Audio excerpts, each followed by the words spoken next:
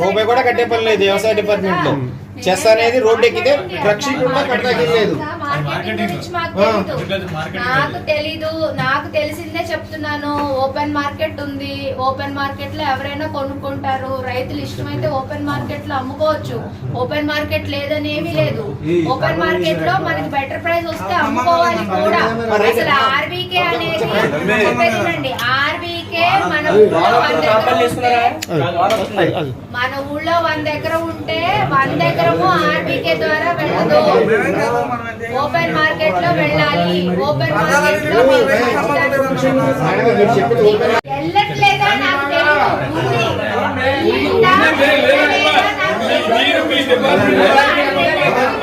ఉందా లేదా ఉంది అని లేదు. మరి ఎవరి కాళ్ళ మాయలుతలేదు సమాధానం ఎవరు చెప్పాలి? చెస్ కట్టొద్దని గవర్నమెంట్ అన్నది. ఇప్పుడు ఆర్బీకి ఆడేమన్నాడు, రోడ్డుకి ఎక్కగానే ట్రక్ షీట్ ఉంటేనే నేను పంపిస్తాను, ఎలా చేస్తాను లేదా చెయ్యను అన్నాడు. చెస్ కట్ అతనేమంటున్నాడు, మీరు మరి ట్రక్ షీట్ లేదు కదా. మీరు చెప్పింది కరెక్ట్, ట్రక్ షీట్ మాకు లేదు కదా. మరి సొంతంగా తోలుకున్నప్పుడు ట్రక్ షీట్ ఇవ్వరు కదా. లేదు మరి ఇవ్వనప్పుడు మరి వ్యవసాయ డిపార్ట్మెంట్ కి మేము ఏపీలుగా ఇది చెస్ కట్టాలిగా.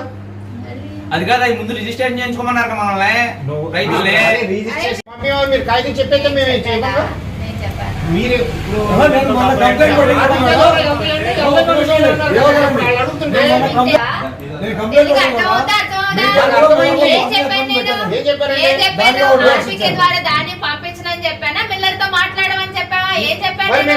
మాట్లాడుకోవాలి. మీరు చెప్పాను, నేను చెప్పానా? చూపించండి, రికార్డ్ చూపించండి. దాని నుంచి వీడియో తీస్తున్నారుగా. నేను చెప్పానా నేను మిల్లర్ తో ఇక్కడ ఎవరో మాట్లాడరు, మీరే వెళ్ళి మాట్లాడుకోవాలని చెప్పానా? తీయండి.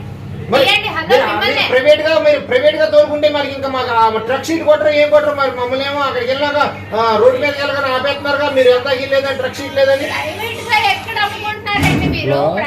ఈ ధాన్యం ప్రైవేట్ గా కొట్టలేదు, ఆర్బీకే ద్వారా వెళ్ళకపోతే